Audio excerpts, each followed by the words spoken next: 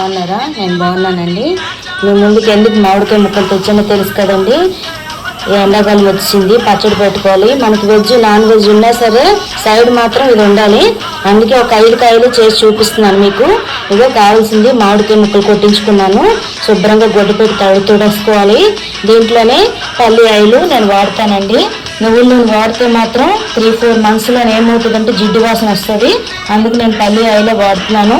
కొంచెం ఆయిల్ పోసుకొని ఆ కింద లోపల విత్తులు ఉంటాయి కదా, అవి తీసేయాలి. జీడంతాను నీట్గా క్లాత్ పెట్టుకొని తుడిసి ఆయిల్ పోసి ఇలా ఉంచాను. ఇవ్వండి, ఇది దొడ్డుప్పు. ఇది దొడ్డుప్పు కూడా అంటారు. ఇది ఎంచి ఎండలో పెట్టేసి మిక్సీ పట్టుకోవాలి పౌడరు.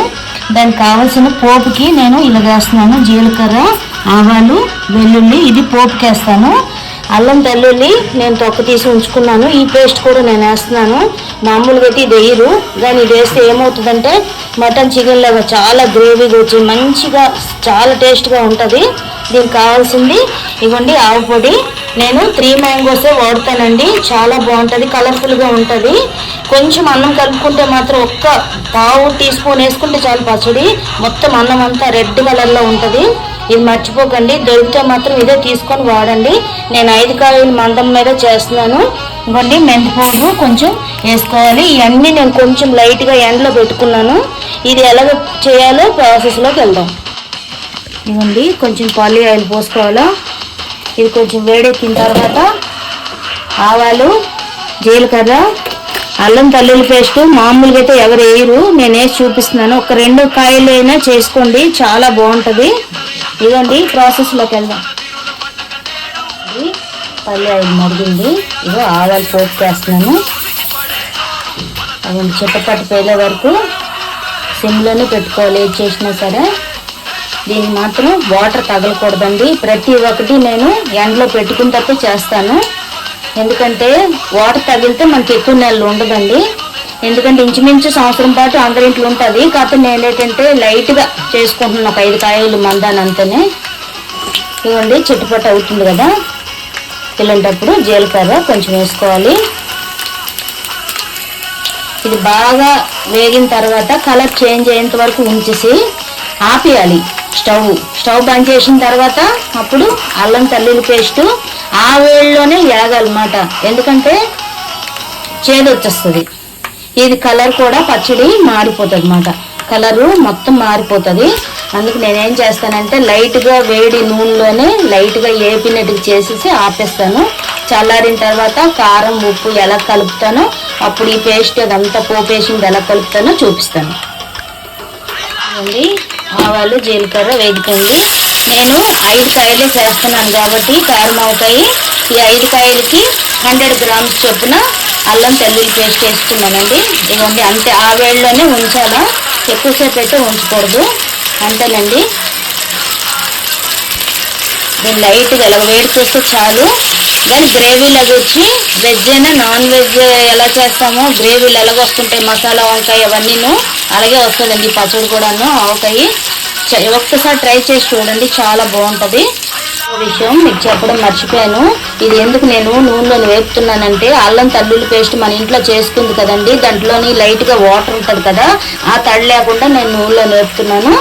మీరు ఇది చూసుకొని చెయ్యండి. ఎట్టి పరిస్థితుల్లో పచ్చళ్ళు పెట్టినప్పుడు మాత్రం తడి తగలకూడదు, మనకి ఎక్కువ రోజు నిల్వ ఉండదు. పల్లి ఆయిల్ వేసాను కదా, ఇప్పుడు నేను సాల్ట్ మనం తగ్గించుకొని వేసుకోవాలి. కావాలంటే లాస్ట్లోని వేసుకోవచ్చు. ఇవ్వండి, నేను మీకు ముందు వీడియోలో చూపించాను కానీ నేను ఎక్స్ప్లెయిన్ చేయలేదు. షార్ట్ వీడియో తీసాను, అందుకు ఇప్పుడు ఎక్స్ప్లెయిన్ చేయాలని మీకు చూపిస్తున్నాను. ఇదిగోండి, 3 మ్యాంగోస్ కారం 1 గ్లాసు వేసుకుంటే సరిపోతుంది. 5 కాయలు కదా, ఎందుకంటే ఎక్కువ రోజులు నిల్వ ఉంటుంది. ఇది మెంతి పొడి అండి, మామూలు ఫ్రై చేయకుండా పచ్చిదే ఇవి మిక్సీ పట్టుకున్నాను. దీంట్లోని వెల్లుల్లి కూడా ఇలా వేస్తే మనకి పంటి కింద నవ్వుతున్నప్పుడు చాలా టేస్ట్గా ఉంటాయండి, బాగుంటుంది. అందులోనే ఏంటంటే హెల్దీ అండి అది. తర్వాత ఇవ్వండి, నేను చెప్పాను కదా, అందరూ ఏంటంటే మామూలు కనిపిస్తారు. నేను అల్లం వెల్లుల్లి పోపుకేసి ఇవ్వండి ఇందాక చూపించాను కదా వీడియోలోని.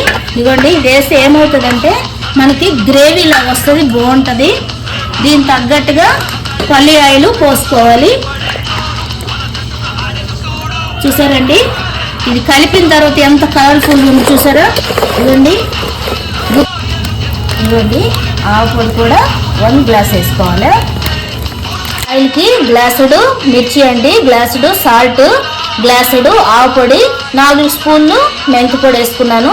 ఇవ్వండి ఇది మంచిగా కలిపేసుకొని ఒక ప్లాస్టిక్ జార్లో కానీ లేక గాజు జార్లో కానీ వేసుకొని రేపటి వరకు దాన్ని కలపకూడదండి.